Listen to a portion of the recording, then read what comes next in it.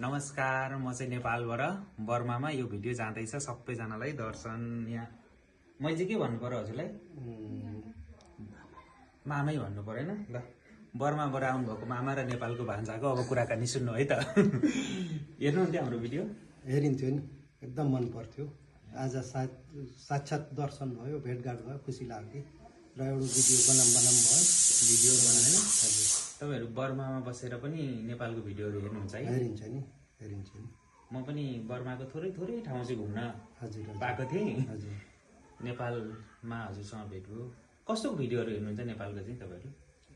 नेपालका अब प्रायः त हामी कलाकारहरूका अब राम्रा कोही हास्यहरू, कोही गानाहरूका, जस्तो हजुरको भयो अब तातो खबर, भागी नौपाने भन्ने, अब तिनीहरू लिएर अब कोही अब टङ्का बुढाथोकीको भयो, कोही कस्तो। अनि नेपालको नेताहरू चाहिँ को चिन्नुहुन्छ उहाँहरू? चिन्नुहुन्छ? अब अलिअलि जानिन्छ। अलिअलि है।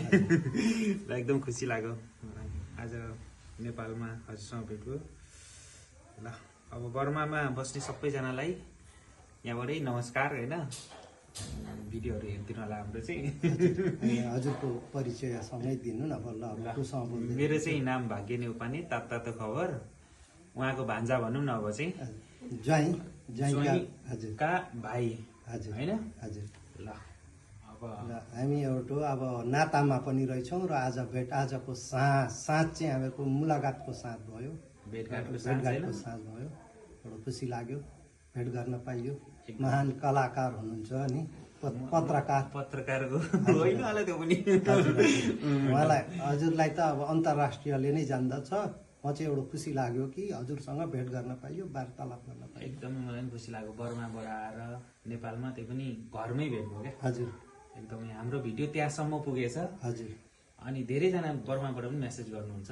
हजुर। बर्मा, थाइल्यान्ड हजुरतिरबाट पनि धेरै नेपाली भाषीहरू हुनुहुन्छ नि त। अनि हजुरहरूले एकदम माया गर्नुहुन्छ हाम्रो भिडियोलाई, त्यो चाहिँ एकदमै ल एकदम खुसी लाग्यो। सानो भिडियो पनि बनाएको त्यही भएर। हजुर हजुर। हस् त।